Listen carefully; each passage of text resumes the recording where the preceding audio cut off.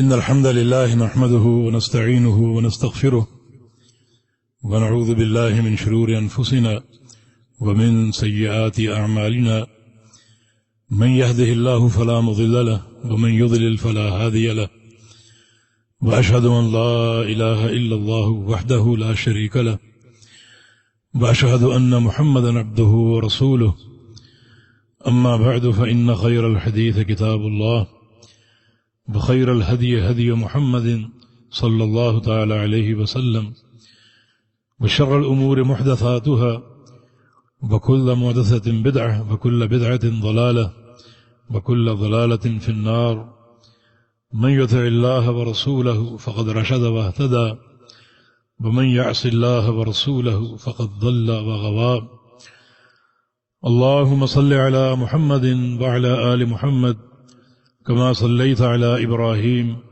وعلى آل إبراهيم إنك حميد مجيد اللهم بارك على محمد وعلى آل محمد كما باركت على إبراهيم وعلى آل إبراهيم إنك حميد مجيد سبحانك لا علم لنا إلا ما علمتنا إنك أنت العليم الحكيم رب اشرح لي صدري ويسر لي أمري واحلل عقدة من لساني يفقه قولي لقد قال الله سبحانه وتعالى والذين يمسكون بالكتاب وأقاموا الصلاة إنا لا نضيع أجر المصلحين فضيلة الشيخ الفاضل عبد الله عبد الحميد حفظه الله تعالى مدیر مرکز الفرقان و دیگر تمام اخوان سامعین حضرات، سب سے پہلے مرکز الفرقان اور اس کی انتظامیہ کو مبارکباد دیتا ہوں کہ انہوں نے اس دورے کا اہتمام کیا، اور دوسری مبارکباد یہ کہ دورے میں کتاب التوحید جیسی عظیم کتاب کا انتخاب کیا۔ یہ کتاب عقیدہ توحید میں اپنی مثال آپ ہے، اور ایک منفرد کتاب ہے۔ جو اس کتاب کا اسلوب ہے وہ دیگر کتب میں نظر نہیں آتا، یہ بار بار پڑھی جائے، بار بار سنی جائے، بلکہ ہر گلی میں اس کتاب کا درس ہو تاکہ لوگ اس سے زیادہ مستفید ہو سکیں۔ پھر آپ کو بھی مبارکباد دوں گا کہ آپ اس دورے کے لیے تشریف لائے، اور انشاءاللہ تشریف لاتے رہیں گے تاکہ اللہ کی توفیق سے ہم بڑے اختصار کے ساتھ اس کتاب کو مکمل کر سکیں، اور جو بنیادی عقیدے کے مسائل ہیں انہیں سمجھ سکیں۔ سب سے پہلے ضروری ہے کہ میں اس کتاب کے مؤلف الامام المجدد محمد بن عبد الوہاب رحمہ اللہ کی طرف اپنی سند پہنچا دوں تاکہ اس سند کا اتصال ہمارے لیے واضح ہو جائے، اور اللہ کی توفیق سے اس سند میں آپ بھی شامل ہو جائیں۔ سند اس امت کا میزہ ہے، اس امت کا امتیاز ہے۔ عبداللہ بن مبارک کا قول ہے الاسناد من الدین ولولا الاسناد لقال من شاء ما شاء۔ سند دین ہے، اگر سند نہ ہوتی تو جو شخص چاہتا جو مرضی کہتا پھرتا، اور ایسے بہت سے لوگ موجود ہیں جو جی میں آئے کہتے پھرتے ہیں، قصے کہانیاں، اور ان کا مواخذہ سند کی طلب کے ساتھ ہے، اس کی سند پیش کرو، جس نے ان کو عاجز کر دیا۔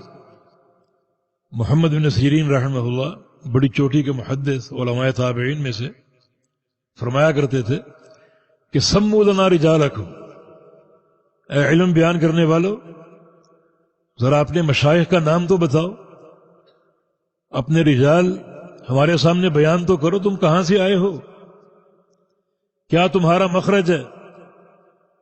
حافظ بن صلاح رحمہ اللہ جو فن حدیث اور مصطلح کے امام مانے جاتے ہیں وہ فرماتے ہیں کہ طالب علم میں استفادہ شرط ہے کہ ایک بیان کرنے والا کہاں کہاں پڑھنے گیا، کس کس سے پڑھا، کون اس کے مشائخ ہیں، تاکہ مشائخ کی معرفت سے ہمارے سامنے ان کا منہج واضح ہو جائے. تو بڑی اس کی اہمیت ہے. ان هذا العلم دین فانظروا امن تاخذون دینکم. یہ علم کیا ہے؟ یہ دین ہے، یہ علم اللہ کا نور ہے، اور خوب دیکھو اور غور کرو کہ یہ علم تم کس سے لے رہے ہو، کس سے حاصل کر رہے ہو. اور اس کے لیے علماء شرط ہیں، کیونکہ رسول اکرم صلی اللہ علیہ وسلم نے علماء ہی کو علم کی بقا کا سبب قرار دیا ہے. صحیح بخاری میں حدیث ہے، یرفع العلم بیشر الجہل وان اللہ لا يقبض العلم انتزاعا من صدور الرجال ولكن يقبضه بقبض العلماء حتى اذا لم يبق عالما اتخذ الناس رؤوسا جهالا يستفتون فيفتون برأيهم فيضلون ويضلون. کہ قیامت سے قبل علم اٹھا لیا جائے گا اور جہالت پھیل جائے گی. اللہ تعالی علم کیسے اٹھائے گا؟ فرمایا کہ علماء کے سینوں سے علم نہیں اٹھائے گا، بلکہ علماء ہی کو اٹھا لے گا اور وہ علم اپنے ساتھ لے کے چلے جائیں گے. اس سے کیا ثابت ہوا کہ علم کی بقا کا سبب علماء ہے، کتابیں نہیں، تمہاری سی ڈیز نہیں، تمہارے کمپیوٹر نہیں، بلکہ علماء. طلب علم کے لیے علماء کے پاس جایا کرو. میں نے مبارکباد آپ کو دی کہ آپ یہاں چل کر آئے. طلب علم کے لیے چل کے آنا بڑا بابرکت ہے. رسول اکرم صلی اللہ علیہ وسلم کا فرمان ہے، من سلک طریقا یلتمس فیہ علما سہل اللہ لہ بہ طریقا الی الجنہ. جو شخص ایک راہ پر چلے، کس لیے؟ طلب علم کے لیے، نبی علیہ السلام کے فرامین سننے کے لیے، اللہ تعالیٰ اس کا جنت کا راستہ آسان کر دیتا. میں دو شخصیات آپ کے سامنے پیش کرتا ہوں کہ ان کا طلب علم کے لیے چل کے جانا کن نتائج کا باعث ہوا. اور ایک طالب علم قرآن نے پیش کیا ہے، اس کا چل کے جانا ذکر کیا ہے، جو کہ نابینا تھا. بسم اللہ الرحمن الرحیم. عبس وتولی ان جاءہ الاعمى. نبی علیہ السلام کے پاس اعمى نابینا آیا، اسے کچھ سوالات کے جواب مطلوب تھے. حاضر خدمت ہو گیا، نابینا تھا. اس وقت رسول اکرم صلی اللہ علیہ وسلم کے پاس کچھ رؤسائے مکہ بیٹھے ہوئے تھے اور آپ انہیں دعوت دے رہے تھے دین کی. چونکہ یہ نابینا تھے، انہیں ماحول نظر نہ آیا اور اپنا سوال آ کر پیش کر دی. نبی علیہ السلام کو یہ ادب کہ منافی لگا، کچھ ناگوار لگا، اور آپ کے ماتھے پر بل آ گئے. یہ واقعہ معروف ہے. اللہ تعالیٰ کیا فرماتا ہے؟ وَأَمَّا مَنْ جَاءَكَ يَسْعَىٰ وَهُوَ يَخْشَىٰ. کہ جو شخص آپ کے پاس آیا بڑی کوشش کرتے ہوئے اور تیزی کے ساتھ چلتے ہوئے تاکہ آپ سے علم لے، وَهُوَ يَخْشَىٰ، اور اس کا دل اللہ کی خشیت سے بھرا ہوا. مانا یہ عمل خشیت الہی کا موجب ہے. طلب علم کے لیے چلنا اور جانا اللہ تعالیٰ کی خشیت کا موجب ہے. اللہ تعالیٰ نے اس کی سعی پر اس کی خشیت کی شہادت دی کہ اس کا دل اللہ کی خشیت سے لبریز ہے. تو یقیناً جو لوگ بھی طلب علم کے لیے جاتے ہیں، نکلتے ہیں، چلتے ہیں، وہ دین اسلام میں انتہائی معتبر ہیں. وہ درسگاہ کی طرف نہیں جا رہے بلکہ جنت کی طرف جا رہے ہیں. اور جتنا وقت وہ بیٹھے رہیں اور علم کے سماع کا سلسلہ قائم رہے، اتنا وقت کیا ہوتا ہے؟ وہی جو پیغمبر علیہ السلام نے فرمایا، ما جلس قوم فی بیت من بیوت اللہ یقرؤون القرآن ویتدارسونہ بینہم الا حفتہم الملائکہ وغشیتہم الرحمہ وذکرہم اللہ فی من عندہ، کہ جو لوگ اللہ کے کسی گھر میں بیٹھ جائیں اور علم کا مذاکرہ شروع ہو جائے، قرآن و حدیث کی تعلیم شروع ہو جائے، جب تک بیٹھے رہیں گے اللہ تعالیٰ کی رحمت انہیں ڈھانپے رہے گی، فرشتے اپنے پروں کا سایہ کریں گے، اور اللہ تعالیٰ ایک ایک شخص کا نام لے کر اپنے فرشتوں کے سامنے اس کا ذکر کرے گا، دیکھو فلاں بھی ہے، فلاں بھی ہے، اور فلاں بھی ہے۔ اس کا چرچا اور اس کا نام عرش معلیٰ پر گونج رہا ہے، اللہ تعالیٰ اس کا نام لیتا ہے اور فرشتوں کے سامنے لیتا ہے۔ تو آپ غور کیجئے، یہ طلب علم کا سلسلہ کتنا بابرکت ہے۔ بس اللہ رب العزت ہماری نیتوں میں اخلاص پیدا فرما دے اور ہمیں صحیح فہم عطا فرما دے، صحیح سمجھ عطا فرما دے، کیونکہ اصل فضیلت صحیح سمجھ اور فہم کی ہے، تعلق بالدین کی نہیں ہے، کیونکہ پیغمبر علیہ السلام کا فرمان ہے، من یرید اللہ بہ خیرا یفقہہ فی الدین، اللہ تعالی جس شخص کے ساتھ بھلائی کا فیصلہ فرما لے اسے کیا دیتا ہے؟ دین کی سمجھ دیتا ہے۔ ہمارے ملکوں میں دین کے ساتھ جذباتی تعلق ہے مگر فہم نہیں، نبی علیہ السلام کی حرمت کے نام پر کٹ مرنے کے لیے تیار ہوں گے مگر پیغمبر علیہ السلام کی سنت پر عمل کی توفیق نہیں۔ تو دین ان جذبات کا نام نہیں ہے۔ ان اللہ یعطی الدنیا لمن یحب ومن لا یحب ولا یعطی الدین الا من یحب، اللہ تعالی دنیا دیتا ہے خواہ اس سے محبت ہو یا نہ ہو، لیکن دین صرف اس شخص کو دے گا جس سے اللہ کو محبت ہوگی۔ تو طلب علم کا راستہ اللہ تعالیٰ کی محبت کا راستہ ہے، اور اگر یہ علم کتاب و سنت کی اتباع کا ہو تو وہ بندہ یقیناً اللہ تعالیٰ کا محبوب بن جاتا ہے، کیونکہ پروردگار کا فرمان ہے، قل ان کنتم تحبون اللہ فاتبعونی یحببکم اللہ، اے پیغمبر کہہ دیجئے اگر تم اللہ تعالیٰ کی محبت کے دعوے دار ہو یا اللہ تعالیٰ کی محبت کے طلبگار ہو تو اس کا ایک ہی راستہ ہے، ایک ہی سبیل ہے، اور وہ یہ ہے کہ میری اتباع کر، یعنی محمد الرسول اللہ صلی اللہ علیہ وسلم کی اتباع کر۔ تو اللہ رب العزت اس سلسلے کو بابرکت بنا دے، اس کی تکمیل کی توفیق عطا فرما دے، اور صحیح فہم توحید کا اور عقیدے کا ہمیں عطا فرما دے۔ یہ جو آپ نے پوسٹر شائع کیے ہیں ان پر بات کرنا ضروری ہے، کیونکہ آپ نے القاب میں غلو کیا ہے۔ علامہ اور محدث جیسے القاب یہ مناسب نہیں ہے، اور میری تو یہ خواہش ہے کہ میں طالب علم ہی رہوں اور طلباء کے ساتھ ہی رہوں، اور کل قیامت کے دن طلباء کے ساتھ ہی میرا حشر ہو۔ طلبۃ العلم کے بڑے فضائل ہیں، بڑے ان کے مناقب ہیں، بڑے ان کے درجات ہیں۔ تو اللہ تعالی ہمیں صحیح سبیل پر اور صحیح سنت پر اور صحیح منہج پر قائم رکھے۔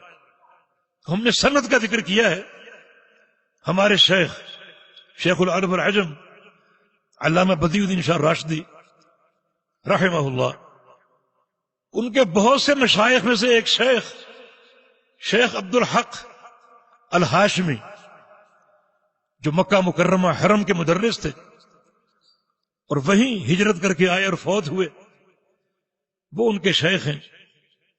اس کے علاوہ ہمارے ایک اور شیخ محدث جلال پور پیر والا ملتان، شیخ سلطان محمود رحمہ اللہ، ان سے ہم کو اجازہ حاصل ہے، اور ان کے شیخ بھی شیخ عبد الحق ہاشمی المکی رحمہ اللہ ہیں۔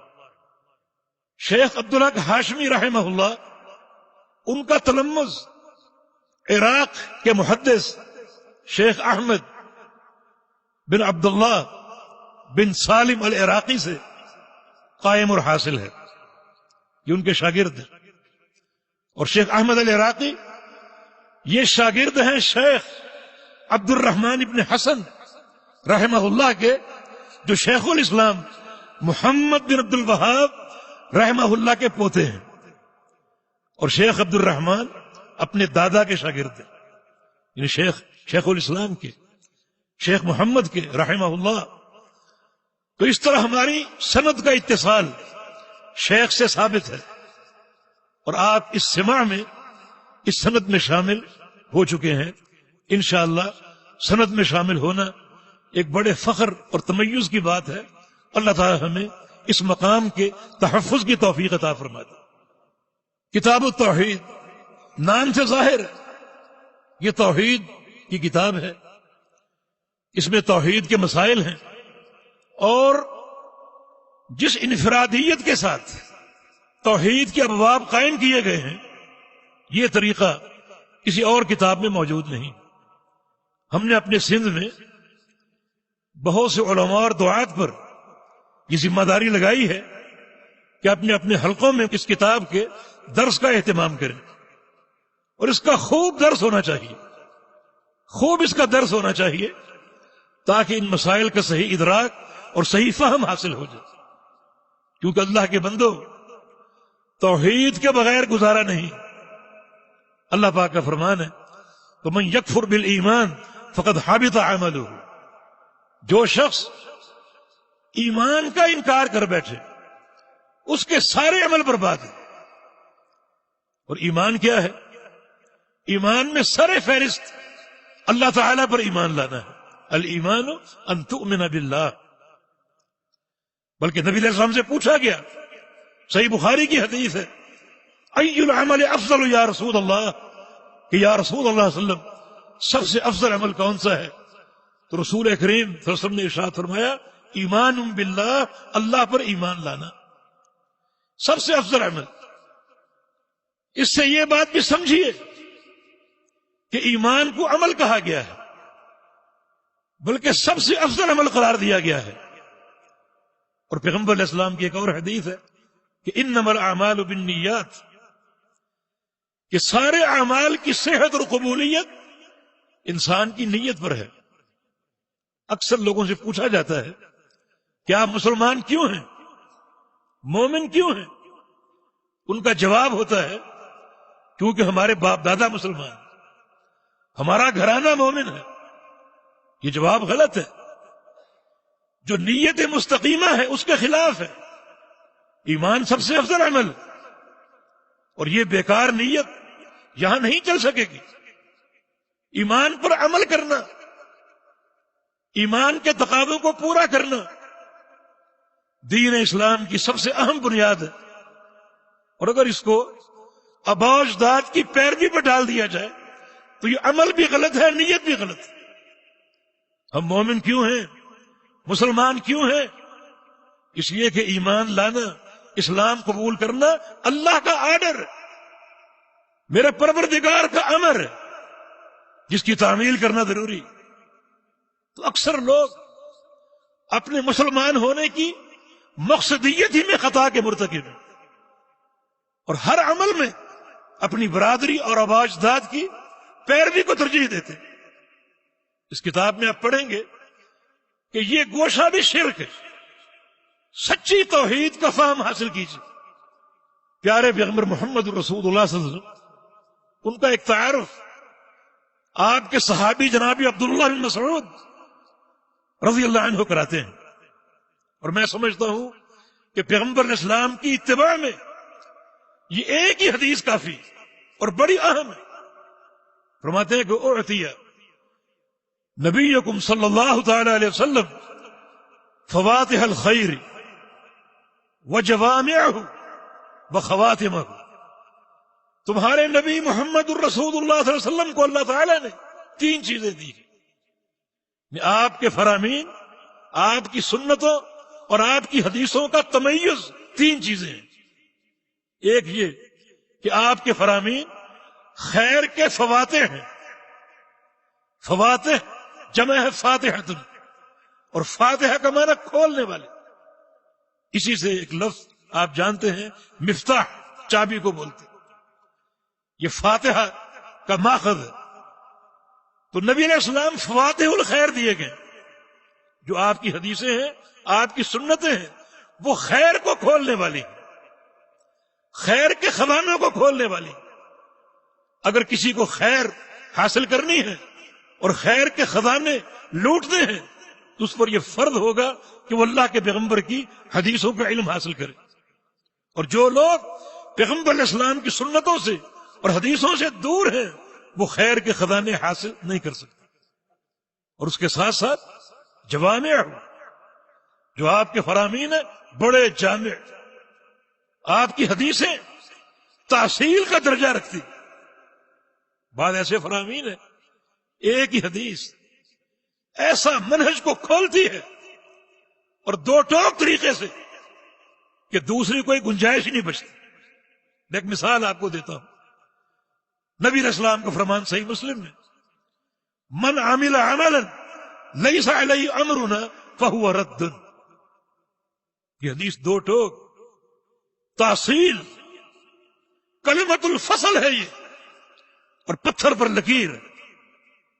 جو شخص کوئی ایسا عمل کرے جس پہ ہمارا ٹھپا نہیں ہے، ہمارے سے مراد محمد الرسول اللہ صلی اللہ علیہ وسلم، جس پر ہماری مہر نہیں ہے، جس عمل کو ہماری تصدیق حاصل نہیں ہے، چاہے پوری دنیا اس کی تصدیق کرے، لیکن اگر ہماری تصدیق حاصل نہیں ہے تو وہ عمل مردود ہے. یہ قول فصل ہے. کوئی بھی ہو، کوئی قید نہیں، وہ عربی ہو، عجمی ہو، گورا ہو، کالا ہو، مشرق کا ہو، مغرب کا ہو، مرد ہو یا عورت ہو، آجر ہو، تاجر ہو، مستاجر ہو، کوئی بھی ہو، وہ ایسا عمل کر لے جس پہ ہمارا ٹھپا نہیں ہے. وہ عمل کچھ بھی ہو، حج ہو، عمرہ ہو، زکوٰۃ ہو، جہاد ہو، اگر وہ طریقہ ہمارا اختیار نہیں کر رہا تو اس کا وہ عمل مردود ہے. کتنی جامع بات ہے. یعنی ایک جملے میں ایک بڑا مسئلہ واضح کیا اور یہ بات سمجھا دی کہ جس عمل کو اللہ کے پیغمبر کی تصدیق حاصل نہیں وہ مردود ہے. تو نبی علیہ السلام کی حدیثیں فواتح الخیر، جوامع الخیر اور خواتم الخیر. ان حدیثوں کو پڑھو، ان پر غور کرو، ان کو اپناؤ، تمہارا ایک بڑا اہم مرحلہ حل ہو جائے گا، اور وہ یہ ہے کہ خاتمہ خیر پہ ہوگا، خاتمہ خیر پہ ہوگا. نبی علیہ السلام کا فرمان ہے کہ انما الاعمال بالخواتیم، بندوں کے اعمال کی قبولیت اور صحت کا دار و مدار بندوں کے خاتمے پر ہے. یہ ایک ہی فضیلت اتنی بڑی ہے کہ اگر یہ ایک ہی حدیث ہوتی نبی علیہ السلام کی سنت اور حدیث کی فضیلت میں تو کسی دوسری چیز کی حاجت نہ ہوتی. پہلی چیز فواتح الخیر کہ نبی علیہ السلام کی حدیث خیر کی چابی ہے. میں ایک حدیث کا حوالہ دیتا ہوں، اس کی سند میں کلام ہے مگر اس کی تائید دوسری حدیث سے حاصل ہوتی. رسول اللہ صلی اللہ علیہ وسلم کا فرمان ہے لا الہ الا اللہ مفتاح الجنہ. لا الہ الا اللہ جنت کی چابی. یہ چابی کس نے فراہم کی؟ محمد الرسول اللہ صلی اللہ علیہ وسلم. یہ آپ کی حدیث فواتح الخیر، لا الہ الا اللہ جنت کی چابی ہے. اور اس کی تائید ایک اور حدیث سے، صحیح مسلم کی حدیث ہے. نبی علیہ السلام کا فرمان ہے ما من عبد توضا ثم قال اشهد ان لا اله الا الله وحده لا شريك له واشهد ان محمدا عبده ورسوله فتحت له ابواب الجنة الثمانية من ايها شاء دخل. جو بندہ اچھے طریقے سے وضو کر لے اور پھر یہ کلمہ توحید ادا کرے، اشہد ان لا الہ الا اللہ، میں گواہی دیتا ہوں کہ اللہ کے سوا کوئی معبود نہیں، وہی لا الہ الا اللہ مفتاح الجنہ. یہ کلمہ توحید ادا کرے اور تاکید کے ساتھ ادا کرے، وحدہ وہ اکیلا ہے، لا شریک لہ، اس کا کوئی شریک نہیں، یہ کلمہ پڑھ لے، فرمایا کہ فتحت لہ ابواب الجنت الثمانیہ، اس کے لیے جنت کے 8 دروازے کھول دیے جائیں، من ایہا شاء دخل، جہاں سے چاہے داخل ہو جائے۔ دیکھیں یہ کلمہ توحید مفتاح الجنہ ہے، جنت کی چابی ہے، معنی جنت اس کلمے سے کھلے گی، توحید کے کلمے سے، توحید کے عقیدے سے۔ اگر آپ کی توحید میں ایک سوئی کے ناکے کے برابر خلل ہے تو آپ کی زکاتیں، آپ کے صدقات، آپ کے روزے، ہر روز کا عمرہ، ہر سال کا حج جنت کے دروازے کو نہیں کھول سکے۔ جنت کا محور اور جنت کا مدار لا الہ الا اللہ ہے، عقیدہ توحید۔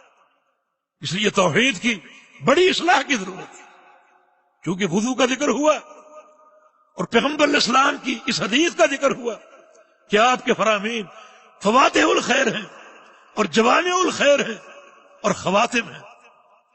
تو خواتم کے تعلق سے وضو ہی کے حوالے سے ایک اور حدیث سن لیجئے، صحیح ابن حبان کے حوالے سے۔ رسول اللہ صلی اللہ علیہ وسلم نے ارشاد فرمایا کہ جو شخص وضو کر لے اچھے طریقے سے سنت کے مطابق، آپ ناراض نہ ہوئیے گا، سر کے مسح کے بعد الگ سے گردن کا مسح خلاف سنت بدعت ہے، الگ سے بازو پر ہاتھ پھیرنا بدعت ہے، اور وضو مفتاح الصلاح ہے، نبی علیہ السلام کا فرمان ہے مفتاح الصلاۃ الطہور، کہ نماز کی چابی وضو ہے، اگر یہیں گڑبڑ ہو گئی تو غلط چابی سے تالے نہیں کھلتے۔ کس طرح مفاتیح جو ہیں وہ تقسیم ہو رہی، جو شخص وضو کر لے اور ایک اور دعا کا ذکر وہ پڑھ لے، سبحانک اللہم وبحمدک اشہد ان لا الہ الا انت استغفرک واتوب الیک، وہی کلمہ توحید، اشہد ان لا الہ الا انت، میں گواہی دیتا ہوں کہ تیرے سوا کوئی معبود حق نہیں۔ وضو کے بعد یہ دعا پڑھ لے، یہ بعینی وہی دعا ہے جو کفارہ مجلس کی دعا ہے۔ اس کا اجر کیا ہے؟ دیکھیں خواتم الخیر، اس کا اجر یہ ہے کہ اللہ رب العزت آپ کی اس دعا کو، حدیث میں سخت کے الفاظ ہیں، ایک قیمتی کاغذ پر لکھوائے گا، بڑی اعلیٰ دستاویز پر یہ کلمات لکھائے گا اور پھر اپنی مہر لگا دے گا۔ آپ نے کلمات پڑھے، اللہ رب العزت ایک انتہائی قیمتی کاغذ پر یہ کلمات لکھوائے گا اور اپنی مہر لگا دے گا۔ آگے کیا فرمایا؟ فلم تکسر الی یوم القیامہ، اس مہر کو قیامت تک کوئی توڑ نہیں سکے گا۔ خاتمہ خیر، جس شخص کے ایک عمل پر مہر لگ جائے اور وہ مہر قیامت تک قائم رہے، اس کا خاتمہ خیر پر یقینی ہے یا نہیں؟ اس کی موت شرک پر آ سکتی ہے، کفر پہ آ سکتی ہے؟ ہرگز نہیں۔ تو پیغمبر علیہ السلام کے فرامین کتنا عظیم سرمایہ ہے۔ تو ان نصوص سے یہ واضح ہوا کہ جنت کی چابی ایک ہی، نمازیں، روزے، حج و زکوٰۃ نہیں۔ اگر توحید میں خلل ہے تو ان میں سے کوئی عمل جنت کو کھولنے کی صلاحیت نہیں رکھتا۔ جنت کھلے گی صرف کلمہ لا الہ الا اللہ کی برکت سے۔ بڑا عظیم کلمہ، عقیدہ توحید کی اساس، عقیدہ توحید کی بنیاد، مگر سچے فہم کے ساتھ۔ آگے دروس میں ہم نے اس کلمے پر بات کرنی ہے، اس کا صحیح فہم آپ کو دینا ہے، کیونکہ صحیح فہم کے ساتھ یہ کلمہ پڑھنا اور پڑھانا قابل قبول ہوگا۔ یہ عقیدہ توحید کی اہمیت، توحید گناہوں کا کفارہ، توحید اللہ تعالیٰ کے قرب کا سب سے اقرب راستہ، شارٹ کٹ، جنت کا شارٹ کٹ، اللہ کی رضا کا شارٹ کٹ۔ صحیح مسلم میں ایک طویل حدیث ہے، ابو ذر غفاری رضی اللہ عنہ کی روایت سے۔ یہ پیغمبر علیہ السلام کے ساتھ تھے اور مدینے کی گلیوں میں جا رہے تھے، اچانک احد پہاڑ سامنے آ گیا، ہماری محبتوں کا مرکز، ھذا احد یحبنا ونحبہ، یہ احد پہاڑ ہم سے محبت کرتا ہے، ہم اس سے محبت کرتے ہیں۔ اچانک آ کے نبی علیہ السلام نے ابو ذر غفاری کو ایک علم دیا، ابو ذر ما یسرنی ان یکون احد لی ذہب، یہ جو احد پہاڑ ہے یہ 6-7 کلومیٹر کے طول و عرض میں یہ پھیلا ہوا ہے، مجھے یہ بات پسند ہی نہیں کہ مجھے یہ پہاڑ سونے کا بنا کر دے دیا جائے۔ اگر یہ پہاڑ مجھے سونے کا بنا کر دے دیا جائے مجھے کوئی خوشی نہیں ہوگی۔ غور کریں پیغمبر علیہ السلام کا تعلق جا کر کہاں جڑتا ہے؟ یہ دنیا نہیں، دنیا کے مراسم نہیں، یہ دنیا کے درہم و دینار نہیں، تعلق باللہ، مجھے کوئی خوشی نہ ہوگی۔ قصہ طویل ہے، آگے چلتے گئے، بڑھتے گئے، اور پیغمبر علیہ السلام کچھ باتیں کرتے گئے، آخر میں فرمایا کہ ابو ذر مکانک، یہاں کھڑے ہو جاؤ، ٹھہر جاؤ، لا تبرح حتی آتیہ، یہاں سے ہلنا نہیں جب تک میں واپس نہ آ جاؤں۔ وہاں کھڑا کر گئے اور خود آگے چلے گئے۔ ابو ذر فرماتے ہیں کہ مجھے ایک زوردار دھماکے کی آواز آئی، بہت اونچی آواز، میں گھبرا گیا کہ پیارے نبی اکیلے گئے ہیں، کوئی پریشانی نہ ہو گئی ہو۔ ارادہ کیا کہ دوڑ کے جاؤں اور جا کر اپنے نبی کو دیکھوں، مگر پھر پیغمبر علیہ السلام کی حدیث یاد آ گئی کہ یہاں ٹھہرے رہنا، یہاں سے ہلنا نہیں۔ اب عجیب کشمکش، ایک طرف پیغمبر علیہ السلام کے حوالے سے تشویش ہے اور دوسری طرف پیغمبر علیہ السلام کا فرمان یہاں سے ہلنا نہیں۔ انہوں نے کس چیز کو مقدم کیا؟ اور ایک سلفی فکر کیا ہے؟ اللہ کے پیغمبر کے فرمان۔ ابھی شیخ بھی فرما رہے تھے کہ پیغمبر علیہ السلام کا فرمان، پیغمبر علیہ السلام کی سنت ہر چیز پر مقدم۔ ایک طرف نبی علیہ السلام کی ذات کے تعلق سے خطرہ پیدا ہو گیا، ایک طرف پیغمبر علیہ السلام کا فرمان یہاں سے ہلنا نہیں۔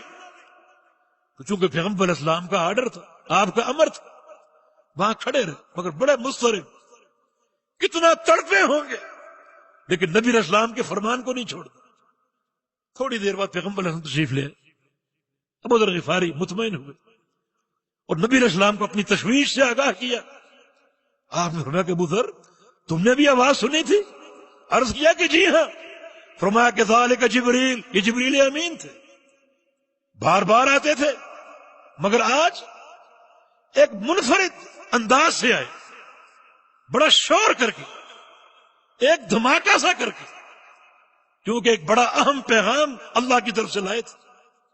اس اہم پیغام کو سنانے کے لیے جبریل امین معمول کی طرح آرام سے نہیں آئے، بلکہ ایک شور کے ساتھ آئے، اس پیغام کی اہمیت اجاگر کرنے کے لیے۔ وہ پیغام کیا تھا؟